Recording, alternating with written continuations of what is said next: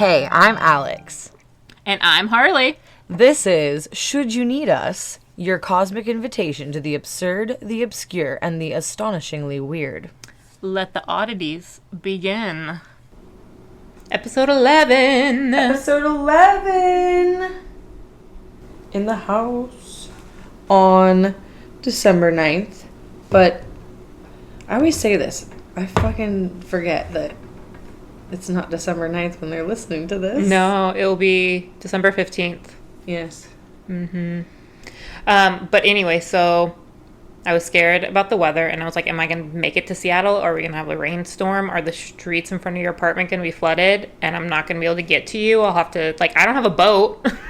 Did they make it seem like it was going to be that wet? From this, what do they call it? The Weather Channel? Yeah. Yeah.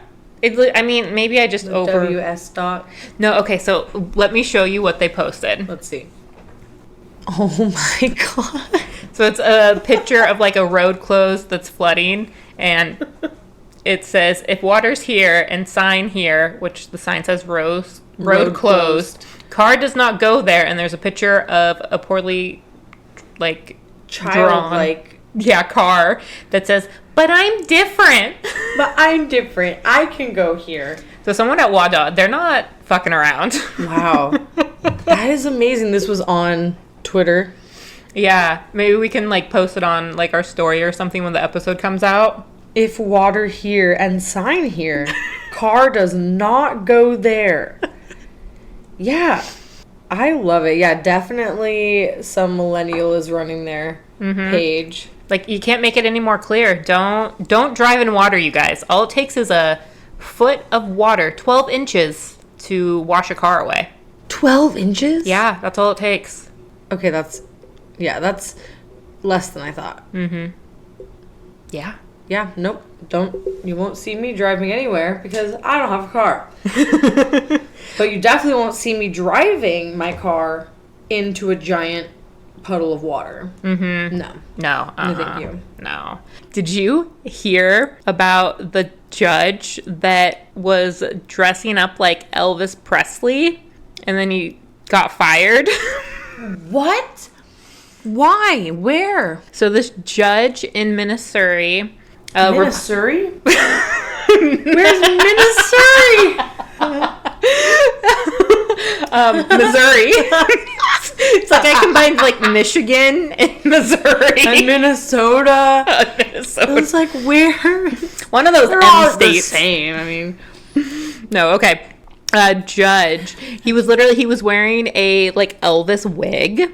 Oh wow. And he would play Elvis music from his phone as he entered the courtroom. No. And he even gave people an option to when they were testifying to have Elvis music in the background, and he would say Elvis quotes during the hearings and stuff. Wow. Only in this country. Yeah. And he, oh my God, there was Do a picture. So the judge, he intended to add levity at times when thought it would help relax litigants. What? And then he says, I now recognize that this could affect the integrity and solemnity of the proceedings. Yes. That's him. Oh my God. So he's young. I pictured a really old person. No, he is actually pretty old, and he's a Republican. Only a Republican would dress up like Elvis Presley. Well, yeah, clearly. But no, if you see a picture of him not dressed up as Elvis, he does look old. Okay, well the wig and the glasses are helping him. Mm-hmm. Maybe that's really why he does it, because he's insecure. And he's I can't be just here in front of all these people. I have to dress up like Elvis. He started doing it on Halloween and decided that he just wanted to keep it going. Exactly. He just liked it. He just liked not having to be himself at work. Mm-hmm. We all mask a little bit at work, and he really took that to another level. Yeah. I just... Oh, what an idiot. Yeah, and he also, he got fired. Yeah.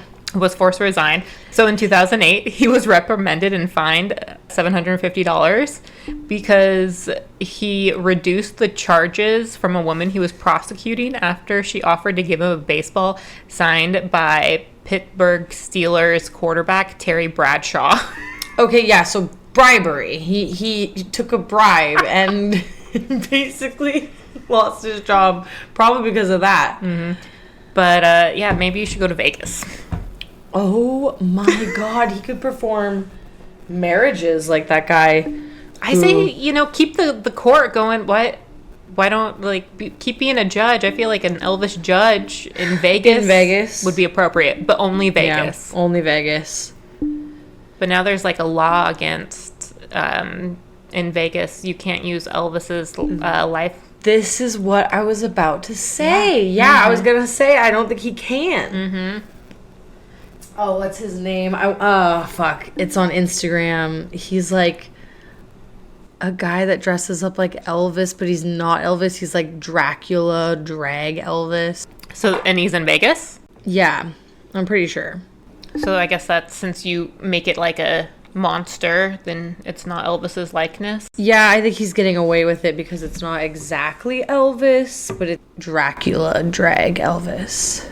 I think it's sad that kids this generation will grow up without Las Vegas being like Elvis run, I mean, is it a loss? I don't know. Elvis is an interesting guy. Wasn't he, there's some problematic shit. Oh, 100%. Yeah, a lot of problematic shit around Elvis. So it's just whatever. He's a creepy dude. Yeah, but at the same time, it's okay, yeah, he was a creepy dude. He ripped off a lot of women, people of color, musicians. So, yeah, he wasn't a good guy. So let people dress up and make a fool out of him, True, turn him into a clown. Mm-hmm. Yeah, that's what you go to Vegas to see, a clown of Elvis. I mean, yeah, essentially that's what the Elvis impersonators are. They're just clowns. Mm-hmm. Yeah, I can get behind that. Maybe that's why they're doing it, is to preserve his legacy. Oh, I'm sure. Ugh. But then I'm like, what legacy? Yeah, never mind. I get behind it. I fully support the Elvis impersonators. I love Vegas. Me too. I have been craving a trip, so dude, I'm down. If y'all are trying to go to Vegas, fuck yeah. I love the people on the strip who dress up as Minnie and Mickey Mouse, and then they take their heads off and they just put back a brown bag, and they're smoking weed and holding their Minnie Mouse head, and I'm like, yes. That is the life. That is Vegas right there. It's adult Disneyland. It is. Mm-hmm. What other job can you have that you can drink while working? I mean, a lot of jobs. That's true. But I'm sure they're not allowed to drink either. They're probably just drinking. They're probably just doing it. If I had to wear a giant mouse costume, I would be drinking too. If I had to wear any kind of mascot costume. No offense to anyone who is in the mascot line of work listening to this episode, but do you put back a bottle? Do you keep a little flask in there? You have so much room. Yeah, you have so much room, and I feel like it would just make it more fun too. I mean, you're already dressing kind of silly. Why not act a little extra silly? Yeah, you have to deal with all these weird people taking pictures with you. Yeah, the people. You gotta drink to get through the people. If you're a listener and you are also a mascot, we would love to hear from you. Yeah, we'd love to hear your stories, your mascot stories. Please write us an email. Mm-hmm. Send us a DM. Yes, and then we can read it on the podcast. Give you a shout out. Oh my gosh, dude. I'm super excited to hear your story this week. Yes. Okay. I'm also super excited to get a field trip in one of these weeks when the weather isn't terrible. Mm-hmm. I'm not on my period. Yeah, because we did we officially commit to one field trip a month? Oh, I didn't know that, but I thought we said on the last episode. Maybe not. I have to go back and listen. I don't know, but maybe I just said in my head. Can we commit to one field trip a month? We sure can try. Yeah. Yeah. Yeah. I don't see why not. I got the car. Yeah, we just have to find... I'm just trying to, like, come up with places to go to. Oh, I can think of plenty. Yeah, because some of my stories, like, you know, the Jack Parsons episode, we're not gonna go, like, what? Like, visit Jack Parsons' grave or something. Yeah, no. Or go to NASA. Or go to NASA. Yeah, for Jasper Maskelyne, we're not going to go to Egypt. I would love to travel on our field trip weekly to do something like that. Maybe let's get some more listeners and yeah, let's say, hey, you guys want to help fund some field trips here? Yes, please. Money, please. Money, please. No, it's all good. Money needing a lot now. Me needing money a lot now. Have you seen that episode? No. It's from Always Sunny. Charlie's mom pretends to have cancer and needs money. Yes, and that's she's right. like, me money needing a lot now. God, I love that show. Okay. Are you ready for a story? I'm ready for a story. I have my little spooky candles. ASMR. These are fake wax candles. And we're gonna tell a spooky. Is it a spooky? No, it's not too spooky. It's more ridiculous. Oh, let me get my clown horn noise. So, yeah, I was thinking, since it is the time of presents and toys, I kind of went down a rabbit hole of, like, dangerous toys throughout the years.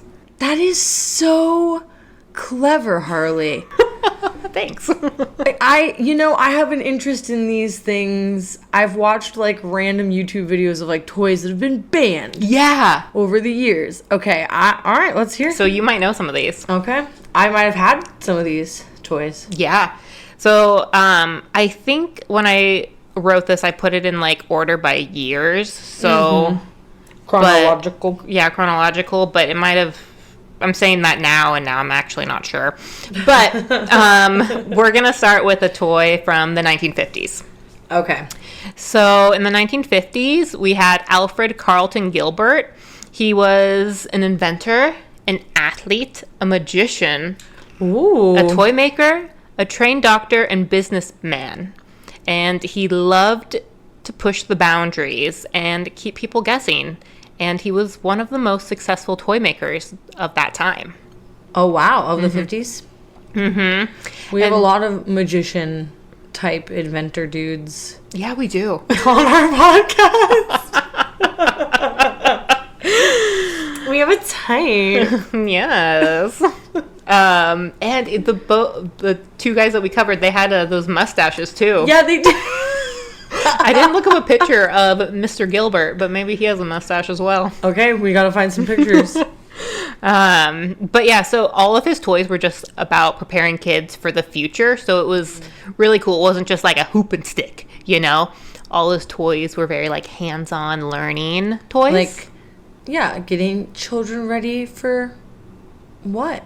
Like adulthood? Was it like for the workforce? Yeah, exactly. Yeah. Like little girls that can feed the babies and boys can make wood toys. Yeah. So he started making chemistry sets. Because that was really big right then. Making chemicals. So he was they loved chemicals in the 50s. Yes, they did. So he got professional chemists to help him make this chemistry set. Oh, no. For children. For children. Right. And back then also, professional chemists had to make their own beakers. And so... What? Yeah, they had to... professional chemists used to have to glass blow their own beakers. Wow. Okay, that's pretty badass. I didn't know that. Yeah. So Gilbert was like, okay, we got to start from, like, the basics. So we're going to... teach kids how to blow glass. Oh, dear God. This can only go really well. Yeah. So it had like a blowtorch and everything. And so basically what you did is you had one end of a blowpipe and you would dip it into 102,000 degree molten glass. Jesus Christ. And blow it till it made a glass bubble. Safe. Very, tactilely easy for a child to do and not burn themselves. I support it. Get them ready for the real world. The real world often involves really hot molten glass. You're going to get burned.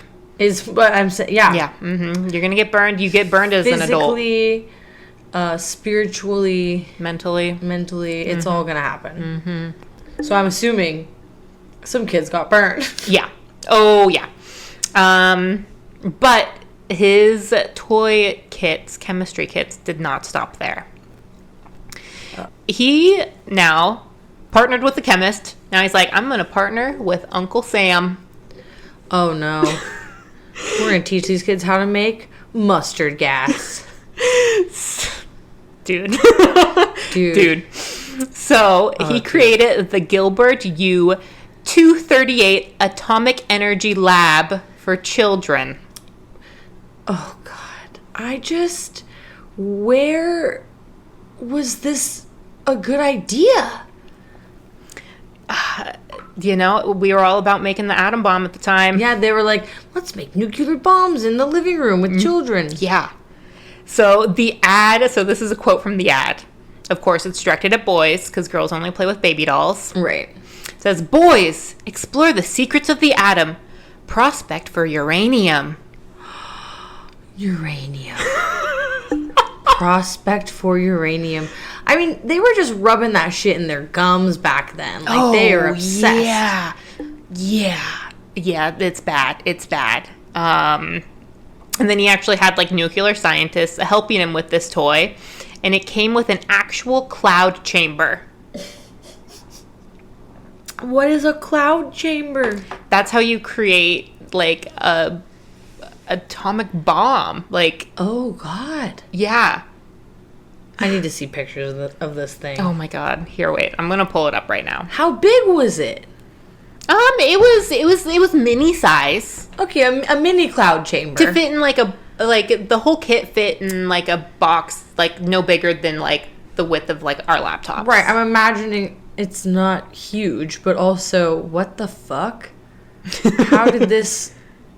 I'm also imagining it to be massive. Nope, it was little. This is what it looked like out of the kit. Oh, okay. I mean, yeah, it looks like a toy. It could be a toy, but also could be a weapon. There's the full thing. Yeah, in the box, it's much more, unassuming and innocent looking. Okay, so a cloud chamber is a particle detector that visualizes the path of ionizing radiation. That sounds bad. Yeah, radiation's not good. Yeah, for tiny child hands. Yeah, not good. So yeah, they made this toy because they were motivated by advancements in technology that were happening, and he wanted to create a replica lab for kids. He wanted to make something that could stimulate nuclear reactions using 4 radioactive materials. Jesus. So it came with these little sealed jars of low radiation sources, but it's not everyone, that as soon as radiation is exposed, it's extremely toxic. Yeah. Even just a small amount. Yeah. Let's see. Beta alpha was one of them. Pure beta and gamma. Basically radium and uranium and just concentrated radiated chemicals in tiny jars. That then kids would open and then be exposed to. Oh my God. It's just didn't they know this was bad for them? It didn't take them not very long to figure it out. Yeah. What? So luckily not many were sold, but it wasn't because... Thank God, because some moms were like, hell no. Nope, that's not what did it. Oh. What did it was the price tag. Yeah, okay. So at the time it cost $49, which nowadays is $600. Yeah, that was expensive. Yeah, so it was not selling with that price tag. Wow. Or for the best. Oh, yeah. And apparently there was a little seal of approval on the toy that said all radioactive materials included with the Atomic Energy Lab have been certified as completely safe by Oak Ridge Laboratories, part of the Atomic Energy Commission. Lies.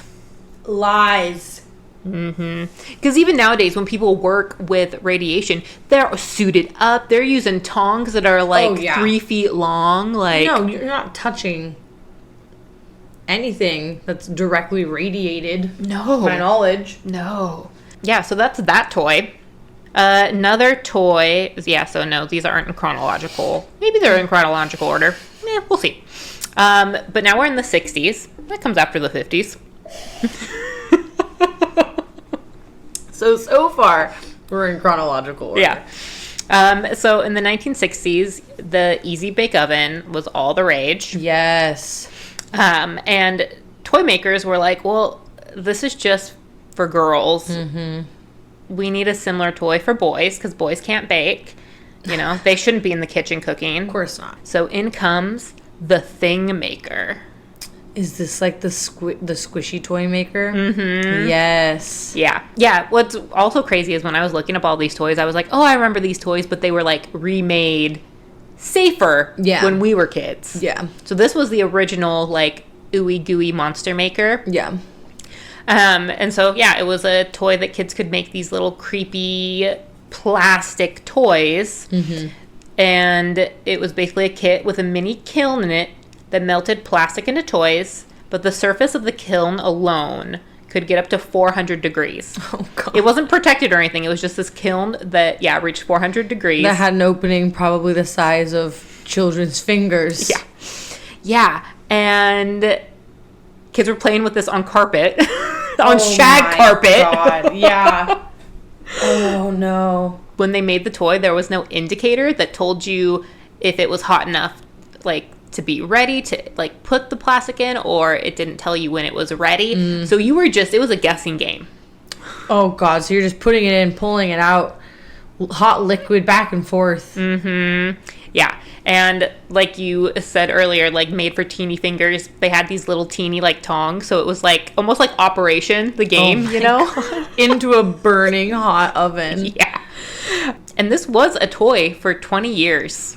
Wow. Yeah. And then finally in the 1980s, after so many kids got hurt, it was actually Nixon that signed a bill into law that bans toys that present a medical, electrical, or thermal hazard to children. Wow.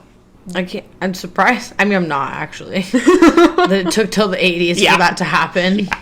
Okay, so this is another one. I didn't write down the year, but I'm pretty sure this was also in the 50s. It was called the Austin Magic Pistol. Okay. Austin Magic was like, apparently, I think it was this like cartoon, like Spaceman. Austin Magic. Yeah. And he had a ray gun. And so they made a ray gun toy modeled after this TV show guy, and it would shoot ping pong balls up to like 50 feet. Jeez. If you think about what we have now, like we have toy guns now, like Nerf guns, and they're all spring-loaded systems. But this ray gun was not spring-loaded. Was it gunpowder loaded? It used the power of magic crystals. Mm-hmm. So it was calcium carbonate mixed with water. And then when you mix the two, it makes a toxic gas. The same kind of toxic gas that powers a blowtorch. Oh my God. And it is one of the hottest materials that you can buy. Wow. It burns upwards 5,500 degrees. Again, who the fuck said we're going to market this to children? Right? Like, what the hell? Did you want to get sued? Back then, there were Maybe no they laws for protection. They just didn't even think about it. No. They didn't even care. They were like, this will be cool. Yeah. And, like, also notice, like, all these toys are, like, directed towards boys, too. Yeah. You know? It's just like, oh, boys need to face danger. Yeah, they can handle it. Yeah. Toughen up. Mm-hmm. Burn yourself a little bit. Walk it off. Yeah.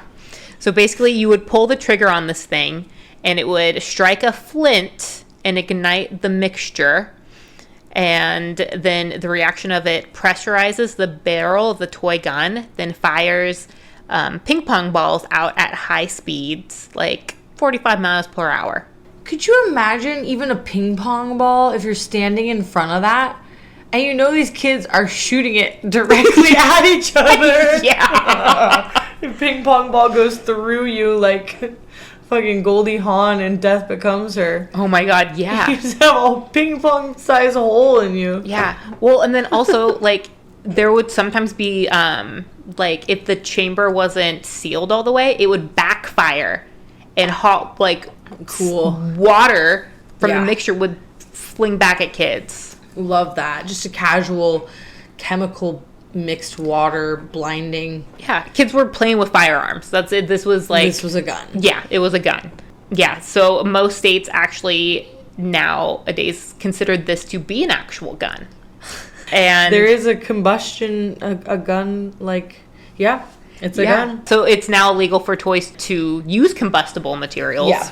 And because of the combustible materials in this ray gun, it is considered a gun in quite a few states. Do they still make those little, like, pop-it guns? Those little, like... Probably not, because that's combustible, right? Those little snappers, remember? Yeah. Those are fun. Yeah. I remember having that and still burning myself somehow. Yeah, I know. Because it would, like, let off sparks. Yeah. But that wouldn't actually fire anything at anyone. I think it was just, like, a reaction. Yeah, it just, like, the little... would make the noise. Like, little, like, mallet thing hit the paper and it made a little spark. Just like the poppets, but with... Yeah. Inside of a gun. But somehow I still feel like I burned myself. Yeah. Again, children, firearms of any kind do not mix. Even Nerf guns. Like, I don't want a child to be shooting me with a fucking pellet gun. I don't want anything to do with that. Yeah. No. That kind of hurts too. If It you get hit in does. the eye with a Nerf gun, Oh, yeah. you're not going to be very happy. No. No. We talked about paintball guns the other night at the bar. That shit hurts. Yeah. I don't want to fuck with that. I don't want a BB gun to hit me. Nothing. I know, because BB guns have, like, gotten lodged to people, and people still have, like, the little BB in them. Exactly. So, I think moral of the story here is... Guns kids are and not guns, toys? Yeah, do not mix. Guns are not toys. Guns are not toys. Wow. Oh, these are good so far. I'm Okay. excited to hear the next one. So this one you'll probably remember. Okay. Super elastic bubble plastic. Were they the little balls that you blew up into balloons? Mm-hmm. Yeah. Yeah, those were Yeah. on all, like, the TV commercials. Yes. Call now, and you'll receive 8 extra. And you just, like, rolled up a little tiny ball of goo on a straw. And then you blow. And you blow. You're kind of blowing glass, but with plastic. Yeah. So the original one came out in the 80s. Why is it dangerous? Well, first off, the slogan in the 80s was... The slogan? The slogan. Okay, people on the podcast, you guys already know, like, I can't talk. I love the little Harlie-isms that we get here and there. The Logan in the 80s was what? The slogan. God, I wonder how often throughout my day I just say words wrong, and it's just like talking with like a random person, and they're just like, whatever, they don't want to correct me. Whatever. And also, if you're talking fast enough, it's like, everyone gets the point. Yeah, as long as I know what you're saying. Yeah. Listeners, I hope you know what I'm saying. If not, we have Alex here to correct it and clarify. Translate, please. So what was their slogan? The slogan was, squeeze it out, blow it out. Wow. That's lovely. Squeeze it out, blow it out. Mm-hmm. Straight up and to the point. So yeah, you were making giant bubbles that don't pop, which is a really cool idea. But they do pop. Yeah, the ones back then, they did not pop. Wow. Because of the chemicals they used. When we were kids in like the 90s and early 2000s, the ones we had, they popped. They were not super elastic. Yeah, I think they still make this bubble toy. Ooh, we should get some. I know, I want to play with one now. So, like I said, first edition came out in the 80s. Wasn't the safest. It was originally made with a bunch of toxic chemicals, which are polyvinyl acetate, ethanol acetate, and acetone. And this is basically a combination of wood glue, cleaning chemicals, and nail polish remover. All into like a putty that you inhale.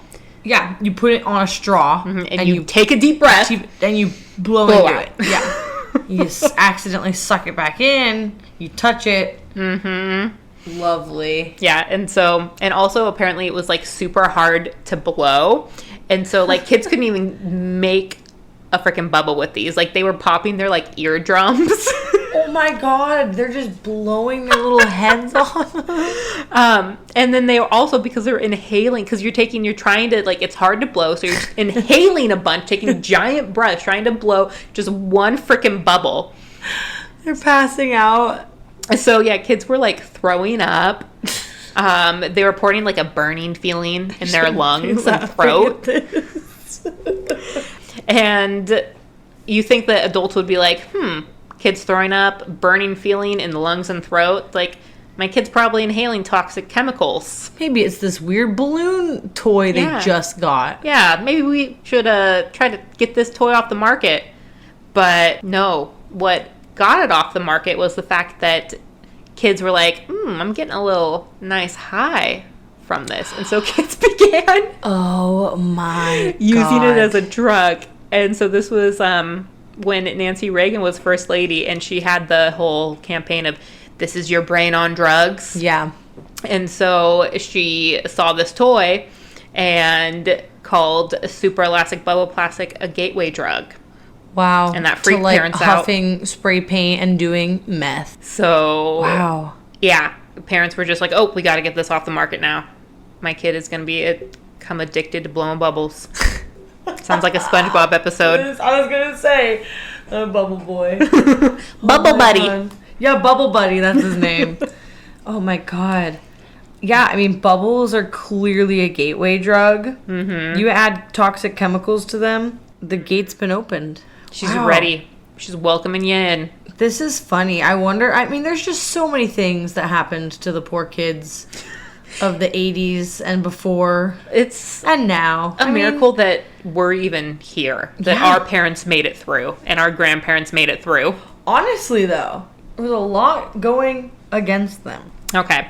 Oh, so the next toy. Oh, so this should have been my first one because this came out in 1945. This is the first toy. This is the earliest one. It's called Jarts. Lawn darts. Oh, no. So it was a winged dart that was like the size of your forearm. So it was pretty big. My God. And it had a heavy metal point at the end. Yes. Basically what you would do is you would throw it like up in the air and try to get it to land in like a hoop that you put down straight in to score points. Oh my God. I'm imagining just the javelin, just a tiny little horrifying spear you have to throw up in the air and let it come down. Mm-hmm. Super safe. The people who invented this toy, they based it off of a Roman weapon called the pluba. Or wait, no, sorry, it's not. I wrote out like it phonetically so I could. Oh my God! I was like, isn't that like from Rick and Morty? I don't know. I was thinking like Boopas. Oh my God. The Teletubby things. Boobas? Boobas. Yeah. Booba. Those things were creepy. More creepy than Teletubbies. Yeah. I mean, yeah. Yes, you're correct. Oh, that was funny. So, what were they called? God, and I didn't actually write the word down. I just wrote it phonetically. Really? But I wrote plubata. Plubata. A plubata.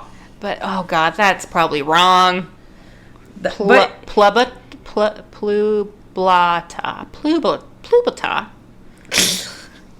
I'm sorry.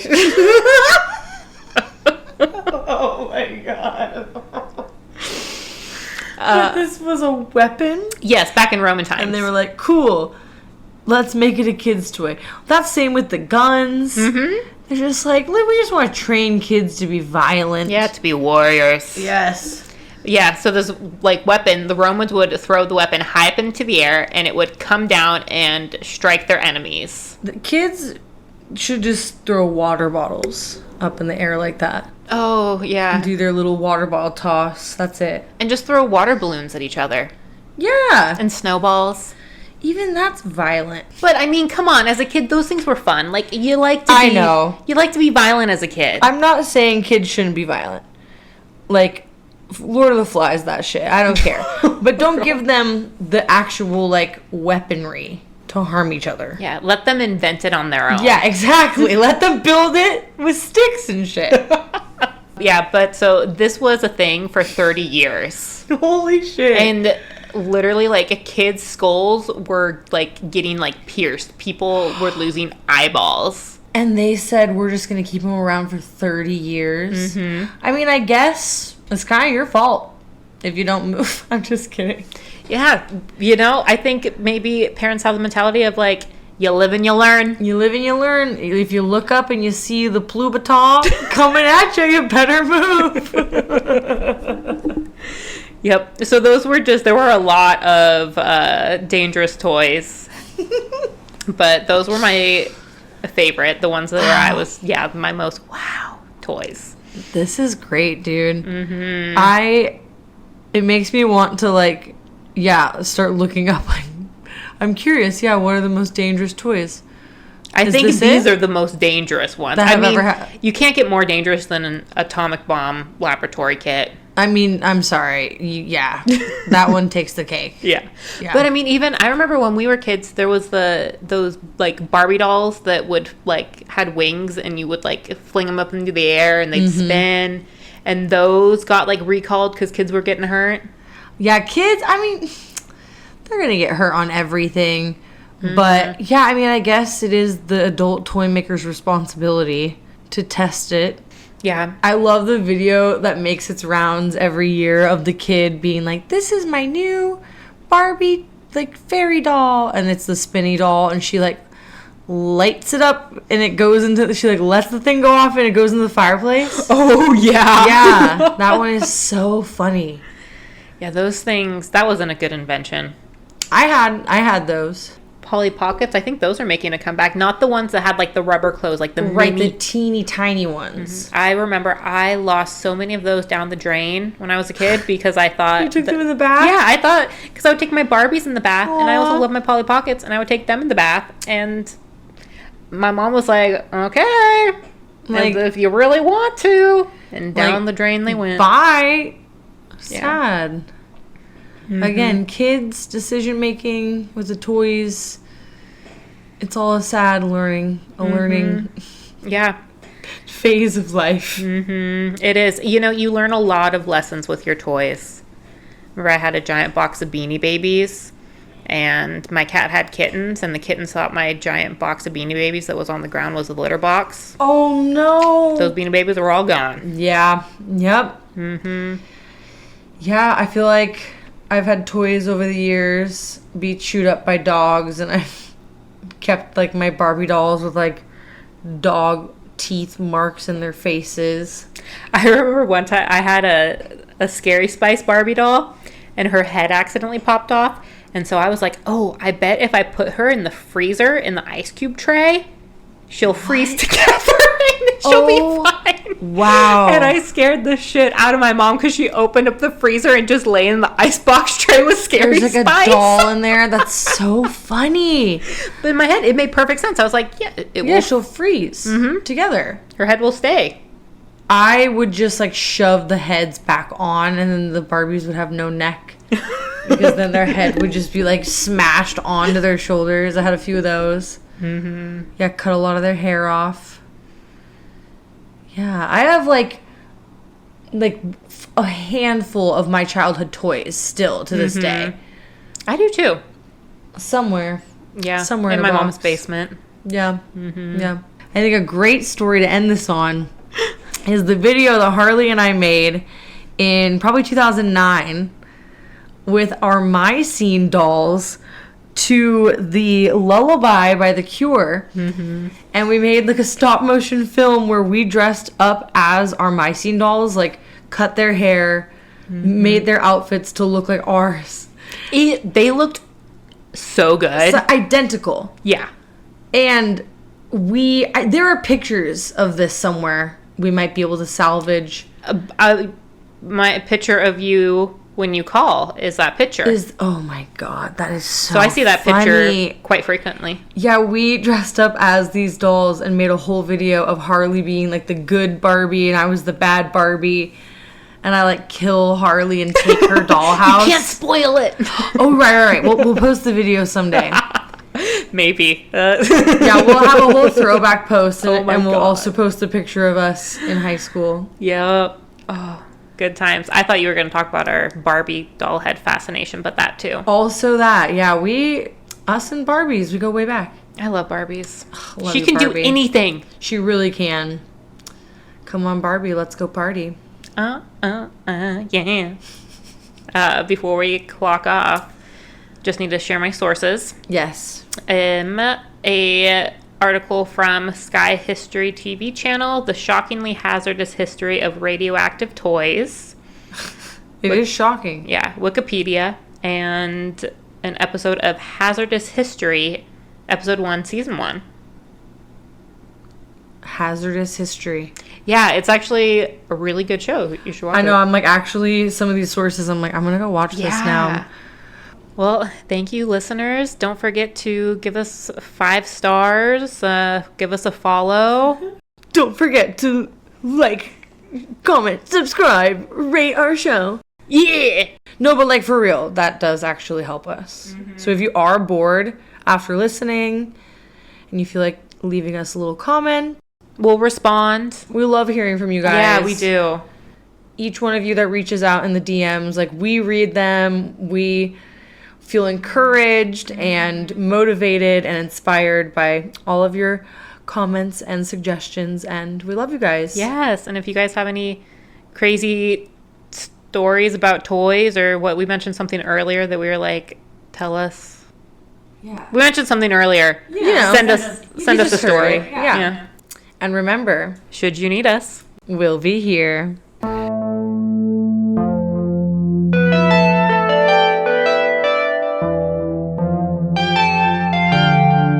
Do you like this tiny little dick on my flower pot? I do. At first I thought it was a piece of gum. And I was like, okay, like, Violet.